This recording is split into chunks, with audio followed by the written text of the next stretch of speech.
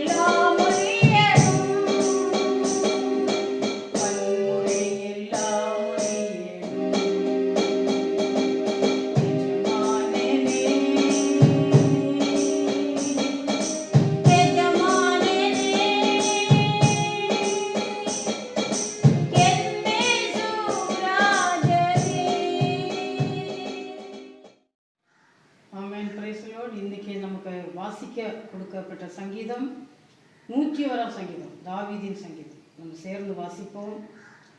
இரக்கத்தையும் நியாயத்தையும் குறித்து பாடுவேன். கர்த்தாவே, உம்மை கீர்த்தனம் பண்ணுவேன்.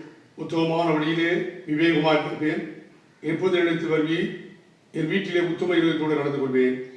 தீங்கான காரியத்தை என் கண்முன் வைக்க மாட்டேன். வழி விலகுறவர்களின் செய்கையை வெறுக்கிறேன், அது என்னை பற்றாதே. மாறுபாடான இருதயம் என்னை விட்டு அகல வேண்டும். பொல்லாதவனை அறிய மாட்டேன். பிறனை ரகசியமாய் அவதூறு பண்ணுகிறவனை சங்கரிப்பேன். மேட்டிமை கண்ணனையும் பெருநெஞ்சு உள்ளவனையும் பொறுக்க மாட்டேன். தேசத்தில் உண்மையானவர்கள் என்னுடைய வாசம் பண்ணும்படி என் கண்கள் அவர் மேல் நோக்கமாயிருக்கும். உத்தமான வழியில் நடக்கிறவன் என்னை சேவிப்பான். கபடி செய்கிறவன் என் வீட்டுக்குள் இருப்பதில்லை. பொய் சொல்கிறவன் என் கண்முன் நிலைப்பதில்லை. சேர்ந்து வாசிப்போம். அக்கிரமக்காரர் ஒருவரும் கர்த்தருடைய நகரத்தில் இராதபடி வேறு போக தேசத்துள்ள அக்கிரமக்காரர் யாவரையும் அதிகாரமே சொல்லியிருப்பேன். ஆமென். பிரியமான கர்த்தருடைய பிள்ளைகளே, இந்த நாளிலே கர்த்தருடைய ஆவியானவர் நாமே நமக்கு கொடுத்த வார்த்தை. நீதிமானாகிய நோவா, நீதிமானாகிய நோவாவை குறித்து வேதத்தில் ஆழமாக சொல்லப்பட்டிருக்கிறது. அது சுவிசேஷங்களிலே நான் வாசிக்கிறவரிலே பரிசுத்த ஆவியானவர் தெளிவாய் அதை எழுதியிருக்கிறார். மத்திய 24ஆம் அதிகாரம் 37ஆம் வசனத்திலேயும், லூக்கா 17ஆம் அதிகாரம் 26ஆம் வசனத்திலேயும் அதை நாம் தெளிவாய் வாசிக்கலாம். நோவாய் நாட்களில் நடந்த போல மனுஷகுமாரன் வரும் நாட்களில் நடக்கும். இந்த நோவாய் யார்? இந்த நோவாய் குறித்து ஆவியானவர் என்ன சொல்கிறார்? அதை குறித்து நாம் தேவ சமூகத்தில் ஆராய்ந்து நோவாவின் நாட்களிலே நடந்த காரியங்களை குறித்து நாம் சிந்திக்க போகிறோம். நோவா என்றால் தேற்றுகிறவன் என்று பொருள். ஆதியாகமம் 5ஆம் அதிகாரம் 29ஆம் வசனத்தை நாம் வாசிக்கலாம். கர்த்தர் சபித்த பூமியிலே, கர்த்தர் சபித்த பூமியிலே நமக்கு உண்டான வேலையிலும் நம்முடைய கைகளின் பிரயாசத்திலும் இவன் நம்மை தேற்றுவான் என்று சொல்லி அவனுக்கு நோவா என்று பெயரிட்டார். அவன் தகப்பனாகிய லாமேக்கு அவனுக்கு நோவா என்று பெயரிடுகிறார். இந்த நோவா தேற்றுவானாகிய கிறிஸ்துவுக்கு அடையாளமாயிருக்கிறார். நோவா என்றால் தேற்றுகிறவன் என்று பொருள். ஏசாயா 66ஆம் அதிகாரம் 13இல் நாம் வாசிக்கும் போது, ஒருவனை அவன் தாய் தேற்றுவது போல் நான் உங்களை தேற்றுவேன், நீங்கள் எருசலேமிலே தேற்றப்படுவீர்கள். தாயாரும் ஒரு பிள்ளையை தேற்றுவது போல பரிசுத்த ஆவியானவர் தினந்தோறும் நம்முடைய வாழ்நாளிலே நம் தேவ சமூகத்திலே கடந்து வருகிற சமயத்திலேயும் உலக வாழ்க்கையிலே நாம் ஈடுபடுகிற சமயங்களிலேயும் ஆண்டவராகி தேவனுடைய தேற்றுதல் உலக வாழ்வில் சோர்ந்திருக்கிற சமயங்களில் கூட ஆவியானவர் நம்மை தேற்றுகிறார். அவர் நமக்கு தாயாயிருந்து அவர் வெளிப்படுகிறார். வேறொரு தேற்றுவாளனை அவர் உங்களுக்கு தருவேன் என்று சொல்லி நமக்கு வாக்கு கொடுத்திருக்கிறார். யோவான் 14:16 நான் வாசிக்கவில்லை. நான் பிதாவை வேண்டிக் கொள்வேன், அப்பொழுது என்றென்றைக்கும் உங்களுடனே கூட ஆண்டவராகிய இயேசு கிறிஸ்து அப்பொழுது என்றென்றைக்கும் உங்களோடு கூட இருக்கும்படிக்கு சத்திய ஆவியாகிய வேறொரு தேற்றுவாரை அவர் உங்களுக்கு தந்தருளுவார்.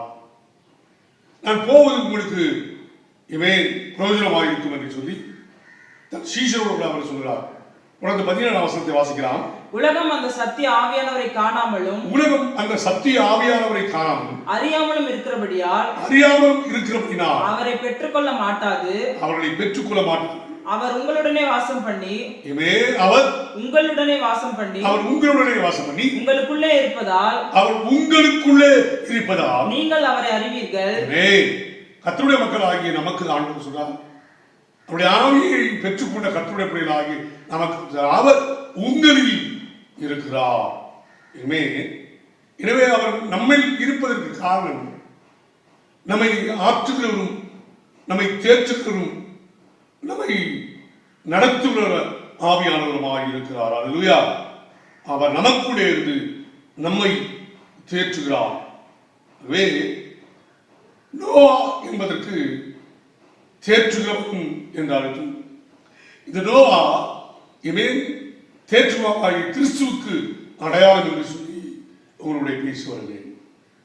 இந்த நோவா ஆதாமிலிருந்து 10 தலைமுறை கிறிஸ்து வெளிப்படுவதற்கு முன் கிமு 2400ஆம் ஆண்டு நோவாய் நாட்கள். அப்படின்னா இந்த நோவாவை ஆண்டவராகிய தேவன் தெரிந்து கொண்ட ஒரு நோக்கம் உண்டு. ஆகவே ஆதாமிலிருந்து 10ஆம் தலைமுறையான இந்த நோவாவை குறித்து ஆவியானவர் தெளிவாய் வேதாகமத்தில் எழுதி நமக்கு வெளிப்படுத்துகிறார். நோய் நாட்களில் என்ன நடந்தது? வாசிக்கலாம். ஆதியாகமம் 6ஆம் அதிகாரம் 5ஆம் வசனத்தையும் 6ஆம் வசனத்தையும் நாம் வாசிக்கலாம். மனுஷனுடைய அக்கிரமம் பூமியிலே பெருகிறது என்றும் அவன் இருதயத்தின் நினைவின் தோற்றமெல்லாம் நித்தமும் பொல்லாதது என்றும் என்று சொல்லி கர்த்தர் கண்டு தாம் பூமியிலே மனுஷனை படைத்ததற்காக கர்த்தர் மனஸ்தாபப்பட்டார். பூமியிலே மனிதனை படைத்ததற்காக அவர் மனஸ்தாபப்பட்டார். மனுஷனுடைய அக்கிரமம் பூமியிலே பெருகிறது, அவன் இருதயத்தின் நினைவின் தோற்றமெல்லாம் நித்தமும் பொல்லாதது என்று சொல்லி கர்த்தர் கண்டு மனிதனை படைத்ததற்காக கர்த்தர் மனஸ்தாபப்பட்டார் என்று சொல்லப்படுகிறது. 6ஆம் வசனத்தை வாசிக்கிற வேண்டி தாம் பூமியிலே மனுஷனை உண்டாக்கினதற்காக கர்த்தர் மனஸ்தாபப்பட்டார். அல்லேலூயா. Praise the Lord. கர்த்தருடைய பிள்ளைகளே, ஆண்டவர் மனஸ்தாபப்பட்டார். படைத்த மனிதனை பார்த்து காரணம் சொன்னால் அவன் இருதயத்தின் நினைவின் தோற்றமெல்லாம் நித்தமும் பொல்லாதது. மனுஷனுடைய அக்கிரமம் பூமியிலே பெருகினதினாலே அவர் மனஸ்தாபப்பட்டார் என்று சொல்லப்படுகிறது. 5ஆம் வசனத்தை வாசிக்கிற வேண்டே ஆவியானவர் மோண்டு பேசுகிற காரியம், மனுஷனுடைய அக்கிரமம் பூமியிலே பெருகினது, அவன் இருதயத்தின் நினைவின் தோற்றமெல்லாம் நித்தமும் பொல்லாததாய் இருக்கிறது. 6ஆம் வசனத்திலே பூமியிலே மனுஷனை உண்டாக்குவதற்காக கர்த்தர் மனஸ்தாபப்பட்டார். 7ஆம் வசனத்திலேயும் அப்படியே மனஸ்தாபப்படுவதாக அவர் சொல்றார். 7ஆம் வசனத்தை வாசிக்கலாம். அப்பொழுது கர்த்தர் நான் சிருஷ்டித்த மனுஷனை பூமியின் மேல் வைக்காமல் மனிதன் முதற்கொண்டு மிருகங்கள் ஊரும் பிராணிகள் ஆகாயத்து பறவைகள் பரியந்தமும் உண்டாயிருக்கிறவைகளை நிக்கிரகம் பண்ணுவேன். நான் அவர்களை உண்டாக்கினது எனக்கு மனஸ்தாபமா இருக்கிறது என்றார். ஆண்டவர் படைத்த மனிதனால் படைத்த தெய்வம் நான் மனஸ்தாபமாக இருக்கிறேன் சொல்லி 5ஆம் வசனத்திலேயும் அல்லேலூயா 6ஆம் வசனத்திலேயும் 7ஆம் வசனத்திலேயும் தன்னுடைய மனஸ்தாபத்தை வெளிப்படுத்துகிறார். எப்போது நாம் வாழ்கிற பூமியில் பாவம் பெருகி இருக்கிறது. கொரோனா வைரஸ் வருவதற்கு காரணம் மனிதன் தேவனுக்கு விரோதமான பாவங்கள் அவன் செய்தபடினாலே ஆண்டவராகிய தேவனுடைய கோபம் பூமி பற்றி எறிகிறது. அதேவும் 6ஆம் அதிகாரத்திலே 11ஆம் வசனத்தை வாசிக்கிற வேண்டிய பூமியானது தேவனுக்கு முன்பாக சீர்கெட்டதா இருந்தது. பூமி கொடுமையினால் நிறைந்திருந்தது. ஆண்டவராகிய தேவன் இந்த பூமியிலே மனிதனை படைத்த நோக்கம் அவன் பருகி பெருகி பரிசுத்த சந்ததியை வெளிப்படுத்தும்படியாகிறான். பாவத்தை பால் போல பருகி அவன் அக்கிரமத்தை நாளை பூமியை சீரிட பண்ணினான். பூமி கொடுமையினால் அவன் நிமித்தம் நிறைந்திருக்கிறான். தேவனுடைய ஆகிய ஆவி சொன்னார், என் தாய் என்னை பாவத்தில் கர்ப்பம் தரித்தார். மனிதன் பிறக்கும் போது பாவத்தில் அவன் வெளிப்படுகிறான். இந்த பாவ உலகத்திலே அவன் வாழ்கிறவர்களே பாவத்திலே அவன் நிலை கொண்டு சீரற்ற காரியங்களை தேவனுக்கு முன்பாக செய்கிறபடினாலே பூமி தேவனுக்கு முன்பாக சீரற்றதாய் இருக்கிறது. பூமி கொடுமையினால் நிறைந்திருக்கிறது என்று சொல்லி அவர் பேசுகிறார். இந்த உலகத்தில் பார்த்தால் ஆண் புரட்சிக்காரர்கள், பெண்களோடு பெண்கள் தராத உறவுகள், பெண்கள் மிருகங்களோட உறவு கொடுக்கிற காரியங்கள், இப்படி பயங்கரமான சம்பவங்கள் தேசத்தில் நடந்து கொண்டிருக்க அப்படின்னாலே இது தேவனுடைய பார்வையிலே ஆண்டவரை வெறுக்க பூமியானது தேவனுக்குமாக சீர்கெட்டதாக இருக்கிறது. பூமி கொடுமையினால் நிறைந்திருக்கிறது. 12ஆம் வாசிக்கிற வேண்டி தேவன் பூமியை பார்த்தார், இதோ அது சீர்கெட்டதா அது இருந்தது. சீர்கெட்டதா இருந்தது. மாம்சமான யாவரும் மாம்சமான யாவரும் பூமியின் மேல் தங்கள் வழியை கெடுத்துக் கொண்டிருந்தார்கள். மாம்சமான யாவரும் பூமியிலே தேவ சித்தத்தை செய்யாதபடிக்கு மனிதனை தான் எதற்காக படைத்தேன் என்று சொல்ல அந்த நிலையை அவர் அறியாதவருமாய் பூமியிலே பாவங்களை அவர்கள் செய்து அவர்கள் பூமியிலே தங்கள் வழியை கெடுத்துக் கொண்டிருந்தார்கள் என்று சொல்லி வாசிக்கிறோம். மத்தேயு 24 அதிகாரம் 38 வசனத்தை நான் வாசிக்கலாம். எப்படியெனில் ஜலப்பிரளயத்துக்கு முன்னான காலத்திலே நோவா பேழைக்குள் பிரவேசிக்கிற நாள் வரைக்கும் ஜனங்கள் புசித்தும் குடித்தும் பெண் கொடுத்தும் ஜலப்பிரளயம் வந்து அனைவரையும் வாரிக்கொண்டு போக மட்டும் உணராதிருந்தார்கள். இந்த சமயத்தில் கூட கொரோனா வைரஸ் வந்து தேசத்துல மக்கள் மடிந்து கொண்டே இருக்காங்க. ஒரு ஆண்டு குடிச்சா பாட்டு பாடி ஸ்தோத்திரம் பண்ணி ஜெபம் பண்ணி ஆராதனை செய்து நல்லடக்கம் பண்ணுவார். ஆனால் ஒன்றுக்கு இரட்டத்தனையானது கூட்டமாய் சாகிற மனிதனுடைய சாவை சரீரங்களை புதைப்பதற்கு புல்டோசர் வச்சு மண்ணை அள்ளி அதை அவரை தள்ளி மண்ணால் மூடுகிற ஒரு அவலநிலை. அத்தோட வசனம் சொல்லுகிறது, மனிதனுக்கு ஒப்பாரி வைத்து பாலுக்கு ஆட்கள் இல்லாமல் இருப்பார். ஏனென்றால் மனிதர்கள் கூட்டமாய் மறிப்பதனால் யாருக்கென்று பாடுவது, யாருக்கென்று ஆராதனை செய்வது? இவையெல்லாம் ஆண்டவர் பூமியை பார்த்தார், அது சீர்கெட்டதாயிருந்தது.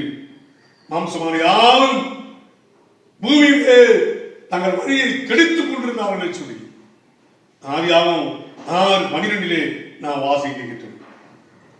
கொஞ்ச காலத்துக்கு முன்னே திடீரென்று சொல்லி நம்ம அறியாத வண்ணமாய் முதல் முறை சுனாமி தேசத்தின் மேல் வெளிப்பட்டது.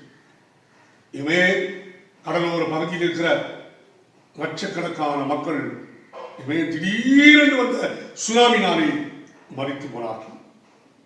அன்றைய பிள்ளைகளே, அத்தனுடைய வார்த்தையை நான் வாசிக்கிற வேளையிலே மத்திய 24 அதிகாரத்திலே 37 வசனத்தை நான் வாசிக்கும் போது அங்கே ஆவியானவர் சொல்லுகிற வார்த்தை என்ன சொன்னார், நோய் நாட்களில் நடந்து போல மனிதகுமாரன் வரும் நாட்களில் நடக்கும்.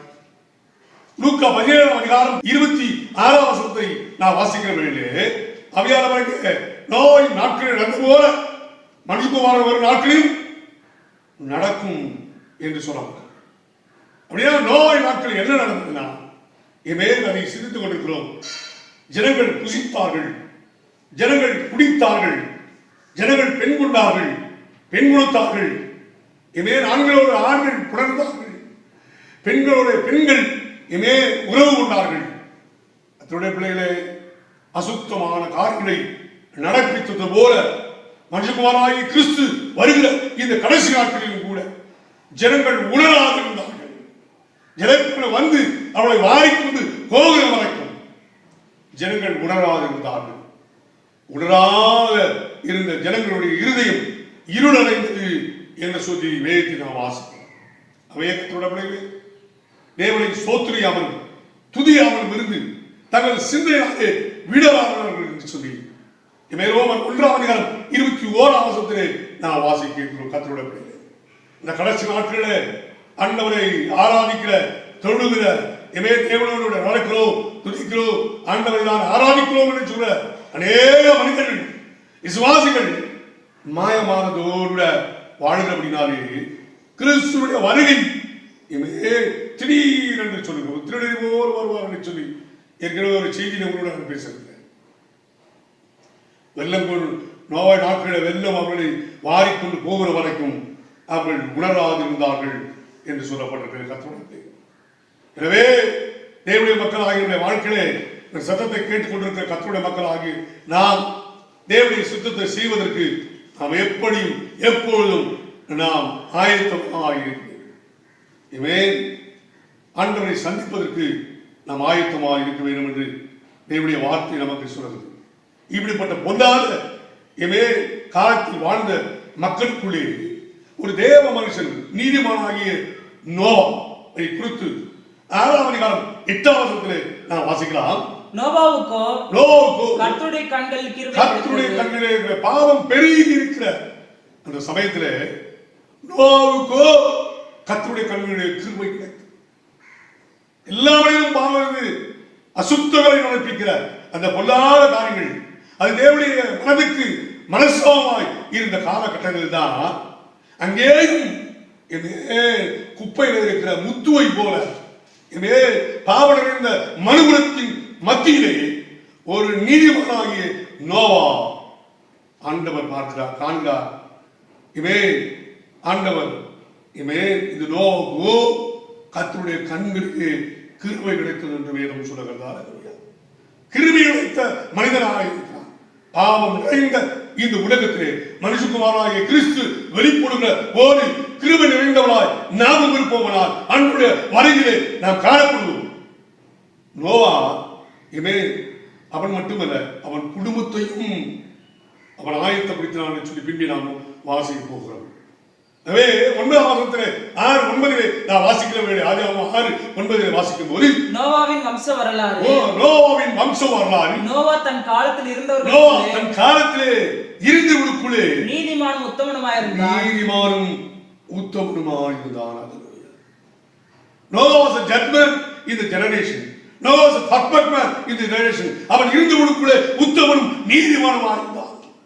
பாவம் பெருகி இருக்கிற இடத்துல மனுகுலத்தை பார்த்து மனசாப்படுகிற அந்த காலகட்டத்திலே கர்த்தருடைய கண்களே கிருபை கிடைக்கப்பட்ட மனிதனாகிய நோவா அப்படி நாம் பார்க்கிறோம்.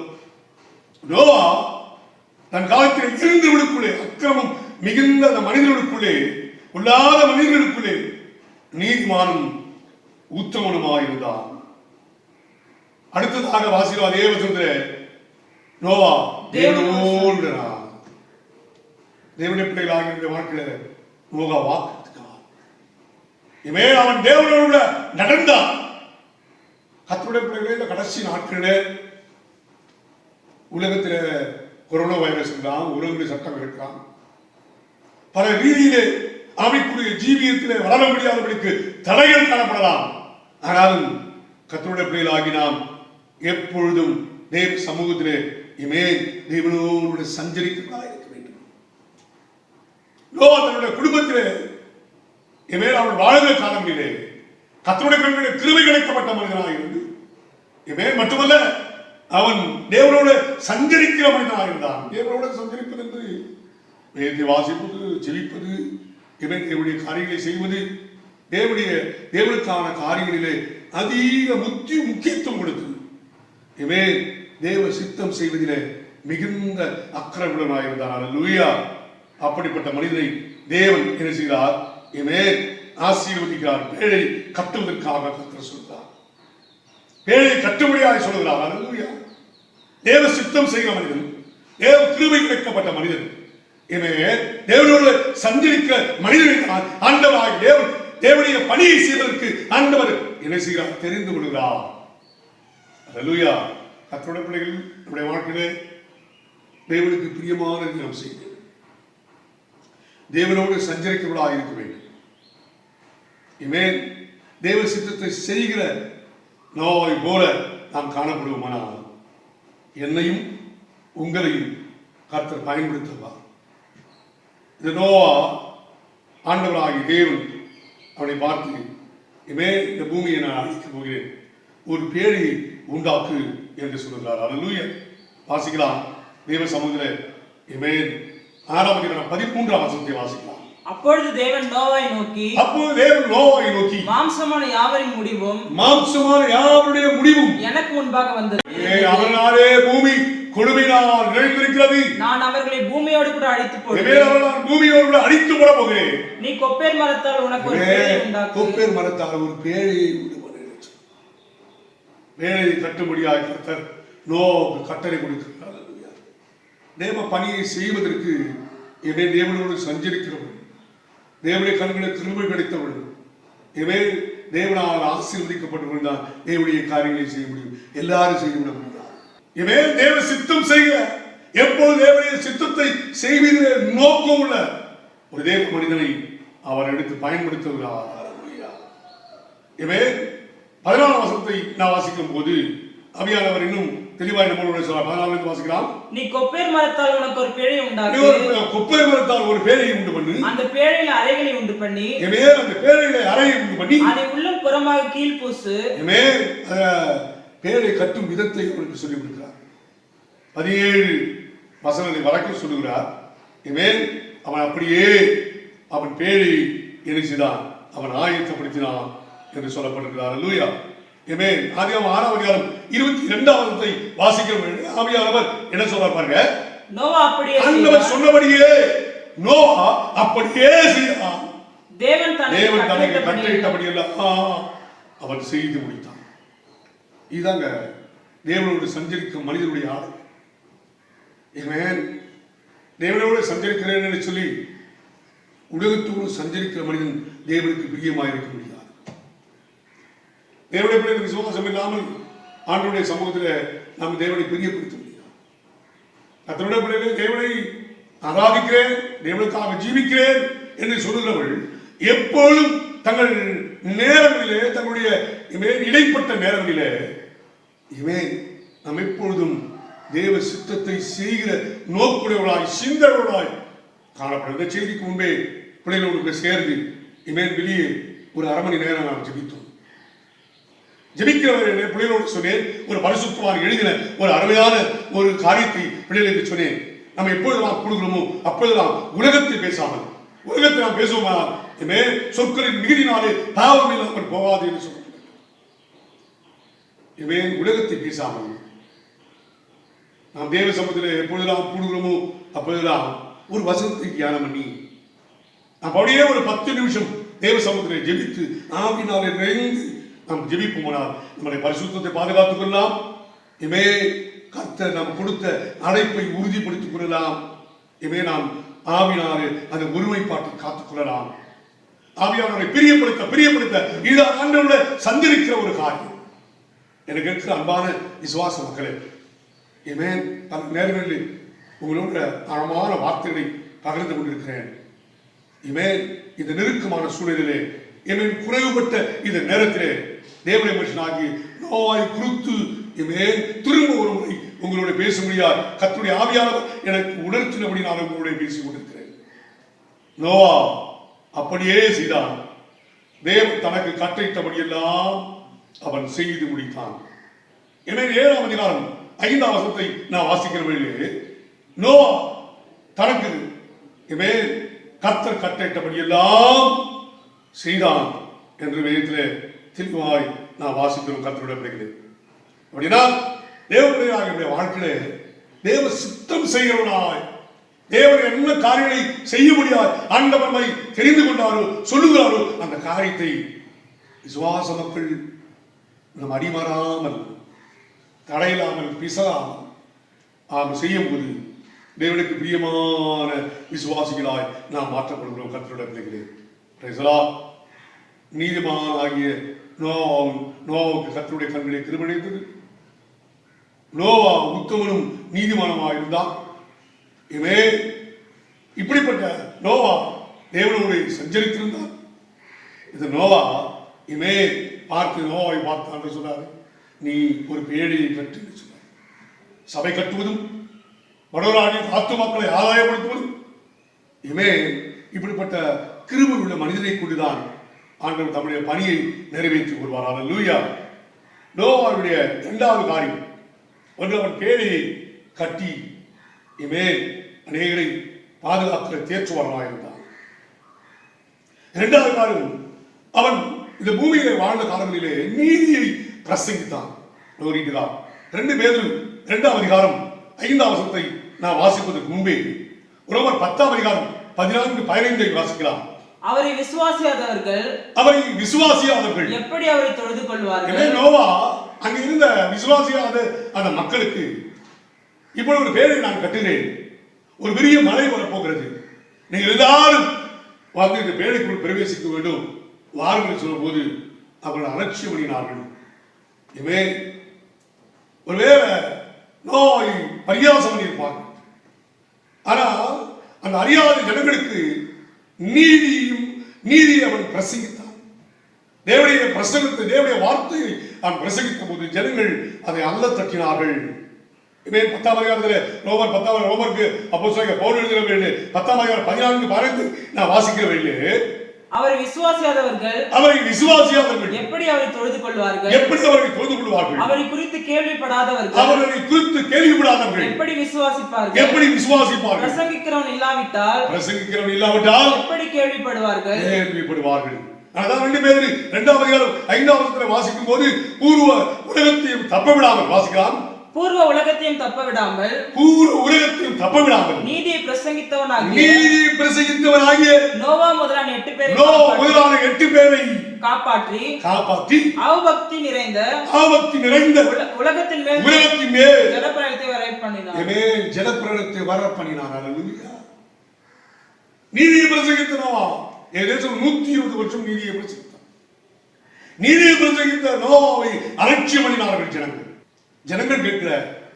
ஆனால் வெளியே போய் மிருகங்களுக்கு சொல்லும் போது மிருகங்களை ஆயத்தப்படுத்தி பேழைக்குள்ள பிரவேசிக்க செய்வா அப்படின்னு சொன்னார் ஆண்டவர்.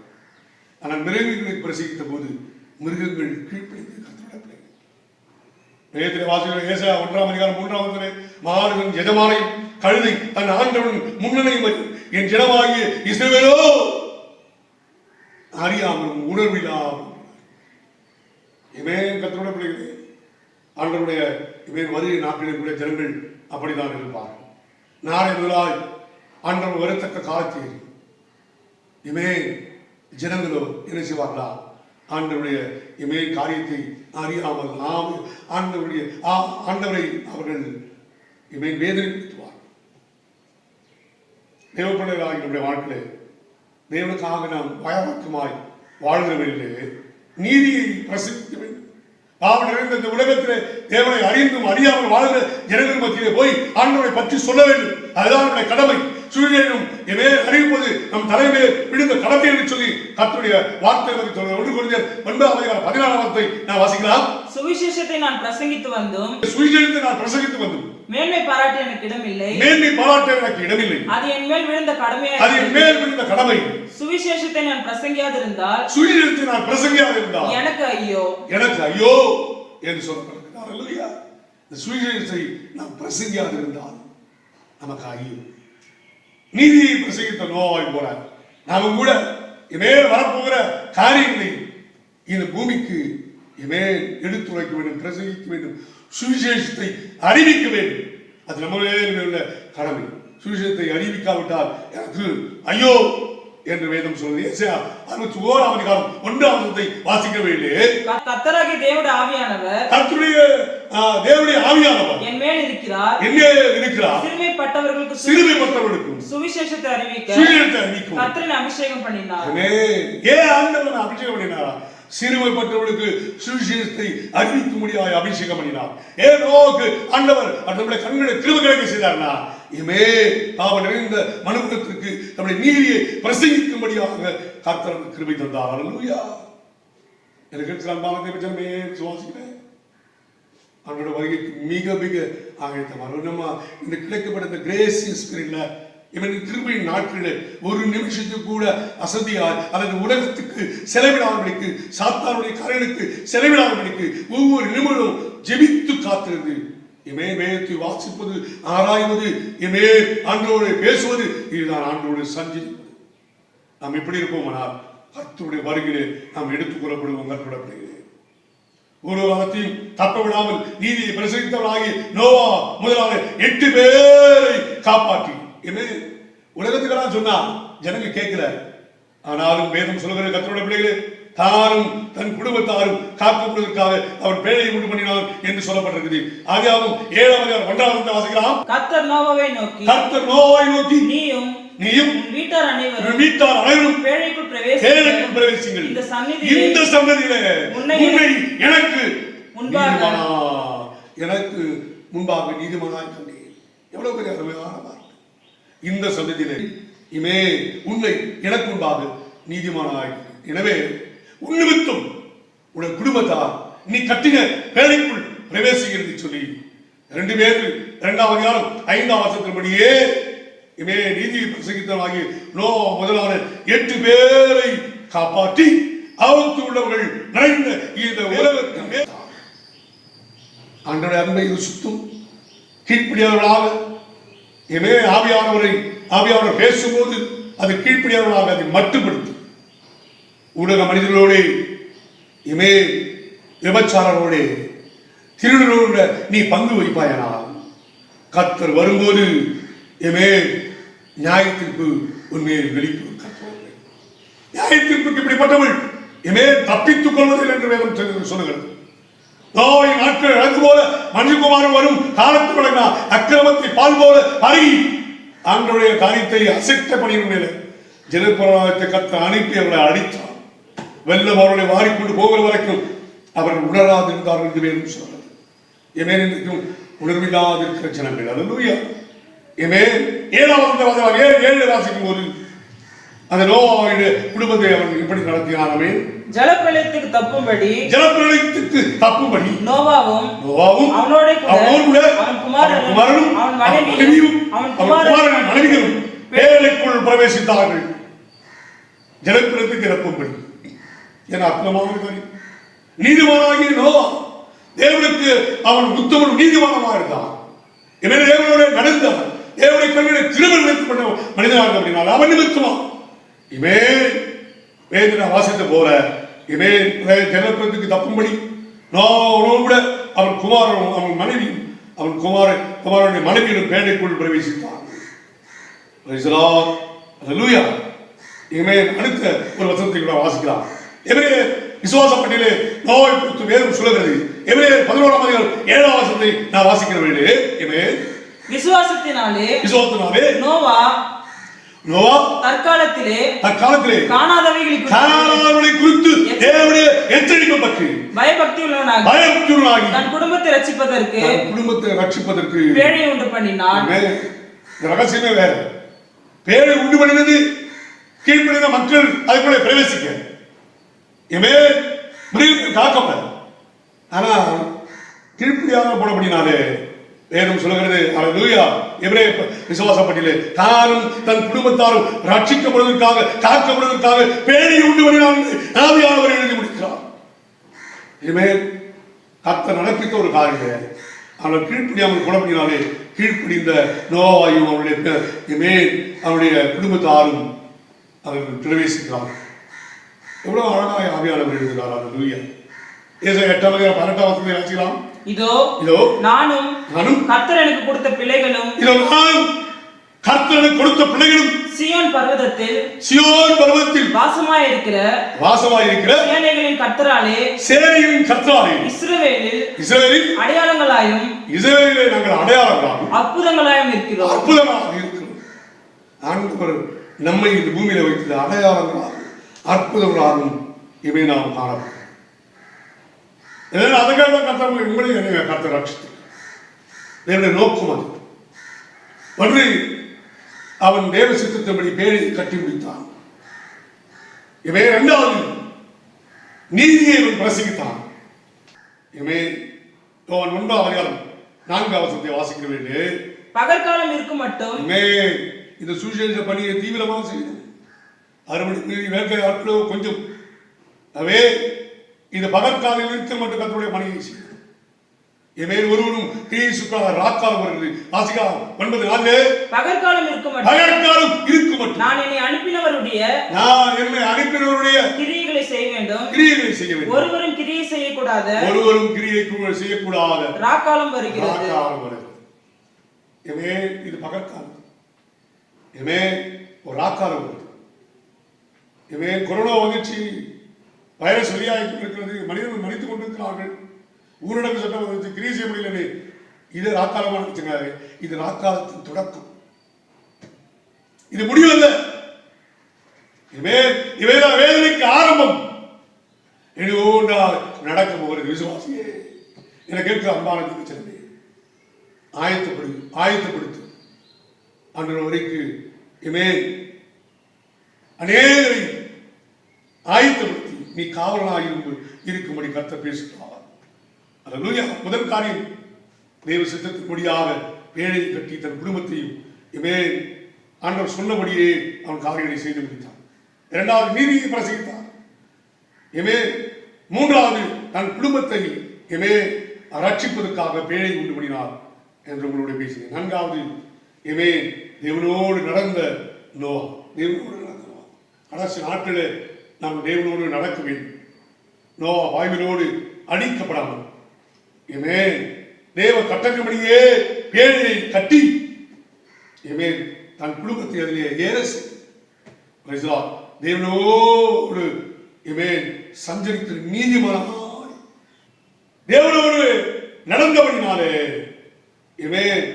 அவன் நிறைந்த இந்த உலகத்தில் தன்னை காத்து தன் குடும்பத்தையும் கர்த்தருக்கு நேராக வழிநடத்தி நீதியின் வழி நடந்து நீதியை பிரசங்கித்து தேவனோடு நடந்த நீதிமானாகி நோய் போல் இந்த கடைசி நாட்களில் நம்ம ரட்சகராகிய இயேசு கிறிஸ்து மகிமையை வெளிப்படும் போது நம்ம யாவரும் அவருக்கு ஒப்பாய் இருப்போம் என்று சொல்லி கரை தெரியாத பரிசுத்த மனவாட்டியார் தம் முன்னே நிறுத்திக் கொள்ள அது அதிவேகம் வருகிறார்.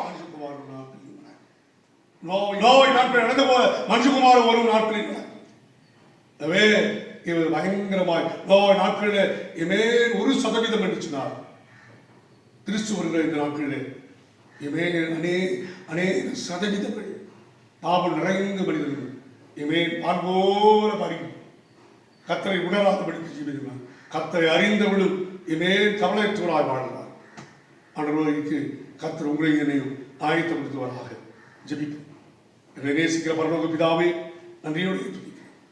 என்னுடைய வார்த்தையின்படியே ஆவியானவராமே எவரீ பிதாவே, நோய் ஆண்டவராகிய தேவன் எவரீ பிதாவே, கண்களிலே உடைய கண்களிலே கிருபை கிடைத்த மனிதனாய் அவரை மாற்றி உத்தமனும் நீதிமானாக இருந்த அந்த மனிதனை ஆண்டவரே பேழை கட்ட முடியாது, பேழைக்குள்ளே தன்னுடைய குடும்பத்தை காக்க முடியாது, நீதியை பிரசங்கிக்க முடியாது, எவரீர் உமோடு நடக்க முடியாது, எவரீர் அவரை ஆயத்தப்படுத்தி அவர் மூட செஞ்சிருந்தார். அதுபோல் இந்த கடைசி நாட்களில் வருகிறதான இந்த கடைசி நாட்களில் நாம் நிறைந்த இந்த உலகத்தில் நாங்கள் பரிசுத்தமாய் வாழ்வதற்கு என்னை என் மக்களை கர்த்தர் தேவரீர் பரிசுத்தப்படுத்த முடியாது. கர்த்தருடைய ஆவியானவர்தான் முற்றிலுமாய் பொறுப்படுத்தி நடத்தும் ஆசை. இந்த வார்த்தை கேட்டுக்கொண்டிருக்க நம்முடைய மக்கள் எல்லாரையும் கர்த்தர் தாமே எவரையும் ரட்சித்து ஆசீர்வதித்து எவரையும் மகிமைக்கு ஆயத்தப்படுத்த முடியாது. அந்த மகிமையானவருக்கு என்னுடைய முற்றுமுடிவாய் ஆயத்தப்படுத்தும் ஆசை. இயேசுவின் நாமத்தில் ஜெபிக்கிறேன் நல்ல பிதாவே. நம்ம எல்லாரும் சேர்ந்து சொல்லுவோம். என் ஆத்மாவே கர்த்தரை ஸ்தோத்திரி, என் முழுவே ஒரு சுத்த நாமத்தை ஸ்தோத்திரி, என் ஆத்மாவே கர்த்தரை ஸ்தோத்திரி, அவர் செய்த சகல வாரணை பரவாதே. ஆமென். நம்முடைய ரட்சகராகிய இயேசு கிறிஸ்துவின் கிருபை, தேவனுடைய அன்பும் பரிசுத்த ஆவியானவருடைய அன்பும் கிறிஸ்து நம்முடைய இப்போது சதாகாலமும் நிலையாய் தந்திருப்பாராக. ஆமென். அல்லேலூயா, அல்லேலூயா, அல்லேலூயா. கர்த்தருக்கு